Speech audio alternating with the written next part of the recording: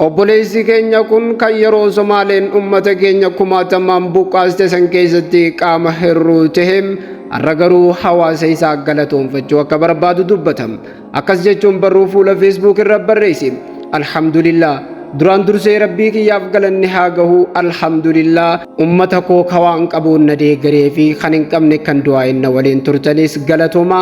Kan dhiibbaa gootanii akkaan hin milkooyne dhiibbaa godhaa turtanis galatoomaa galanni keessan dachaadha jechuudhaan fuula Facebook isaa irratti barreesse hawaasa akka galateeffatullee dubbatee jira.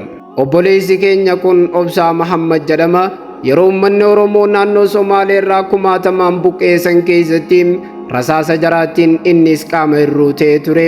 Ta'us garuu jireenya isaa keessatti gufuu isa qunname kanam akka qormaataatti fudhatee tuma jireenya isaa itti fufe.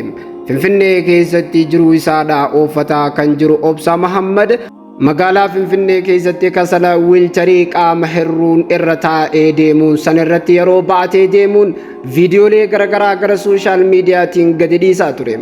Namoonni tololtummaa irratti hojjetan kanneen akka Obsaa Bayaan isa gargaaruudhaaf achis deemanii viidiyoo isarraahis waraabanii akka gargaaramu taasisanii keessumattuu geema gara tiiktookiin taphateen gargaaramee hawaasni isa jajjabeessaa ture.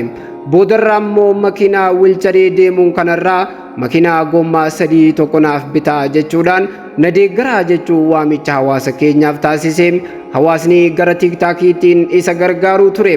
Har'a immoo makiinaan sun harka isaa seenee akka jiruu fi ergaa galateeffannaa hawaasa isaatiif dhiyeessuudhaaf laayivii tiiktaakii irratti baallama seenee jira. Guyyaan galateeffannaatis sanbata dhufaa jiru kana oollee galgala jechuudhaan hawaasa keenya hundaa'uu nin galateeffadha jechuudhaan fuula feesbuukii isaa irratti barreessuudhaan daqiiqaa muraasaan dura poostii godhee jira.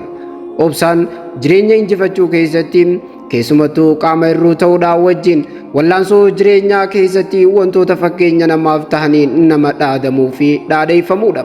Namoonni Obsaan akka gargaaramuuf sababa taatan galatoomaa isiniin jennam galata guddaatu isiniin malam. Obsaadhaan jabaadhu gara fuula duraatti imali jennaan.